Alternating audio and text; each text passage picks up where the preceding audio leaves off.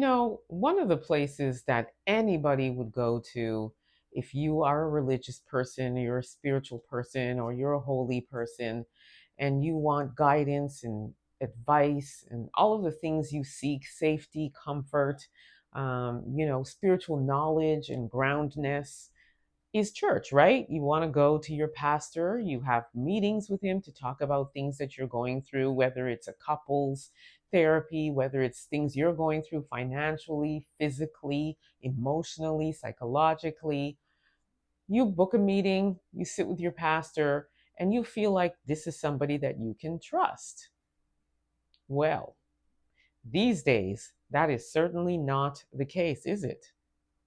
We're going to talk about Pastor Ralph West from the Church Without Walls, located in Houston, and he was an assistant pastor there. And he infected a sister with herpes. Take a look at what she has to say, and then we'll talk about it further. I had received several notifications from him. Some of them were like pokes, things of that nature. I eventually responded, and then, from there, he introduced himself. I didn't know of him. I didn't know of anything that he didn't know of the ministry. And then that's when he told me, he knew he'd been watching me for a while and that he was a fan of mine. We conversed via social media, I'll say about a month. And then within that month's time, he wanted to exchange and talk more telecommunication, phone, Yeah. So from just the social media, we ended up having telephone conversations, and then from there we started dating, and we dated about 2 years. I did not know he was a pastor prior to him, reaching out And everything, yeah. So we learned about each other over the course of time. I'm used to being in ministry, and so I won't say, that drew me to him because he, my background is ministry, so I'm not, it was like, it is Yeah. what it Do you recall whether you told her during the spring of 2017 that you did not have any sexually transmitted diseases? I don't recall telling her that. Do you recall her asking you about that? No. He said he didn't recall, and during that deposition, he almost didn't recall anything. We had those conversations. One thing about me, I kind of know my body, and if something within my health is out of the norm, I could pretty pinpoint that. Yeah. So after one of our, course of events, I started to notice that something just was not right. I immediately made an appointment, and while waiting for my appointment, I even informed him, something is just not right, Yeah. They were able to determine by blood work that I was recently exposed, and that I had the antibodies in my system. I was scared because I didn't know exactly what all come with that. I didn't know what to expect. I didn't know how it would affect my life. And then I just felt very, shamed. Oh, so many things to unpack, family. Okay, well, first of all, he's ordered to pay 2.45 million to her for infecting her with it. As you can hear in her story, she says that he reached out to her on social media and he was poking her, as how it started, and obviously slid into her DMs. Why is a pastor sliding into anybody's DMs? That's the first thing. Because if we're going to go just based off of the scriptures, a pastor has no business trying to holla at a woman on social media. That's the first thing. Secondly, okay, let's just say that he did go a more unconventional route for a pastor. And they entered into this relationship, as she said. Why are you having intercourse at all when you're not even supposed to do that until you're married, right? That's how it goes. No fornication. It's very clear in the scriptures. You are not to have fornication before you're married. So that's the second thing. Then you are having unprotected relations. And that's just not on him. That's also on her. We as women also need to know better than to be entering into relationships unprotected. And especially with a pastor. Now, me personally, I would be questioning why you're in a relationship with me. And they were in a relationship for a while, according to her. She didn't say exactly how long, but it was a couple of years from what reports are saying. Why? You, sister, are you not thinking, doesn't the scriptures say that we're supposed to be married? You don't really court for an extended period of time. And even if you do, you're not entering into intimacy at all.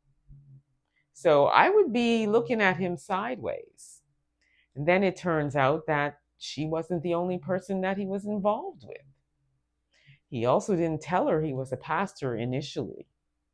So there's all of this deception going on.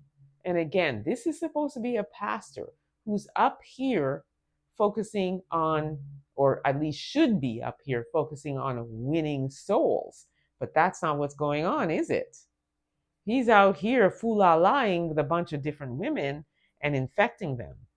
Well, one thing for sure, I'm really glad that he has to pay her 2.45 million, but sadly, we all know that herpes is incurable. So now she's got to live with this for the rest of her life. And then on top of that, he should also be arrested, frankly, and he should be charged with more than just civilly. This should be a criminal offense as well. And if I were her, I would try to see if there's anything that I can do to make sure, A, he never preaches again. He shouldn't be in the church.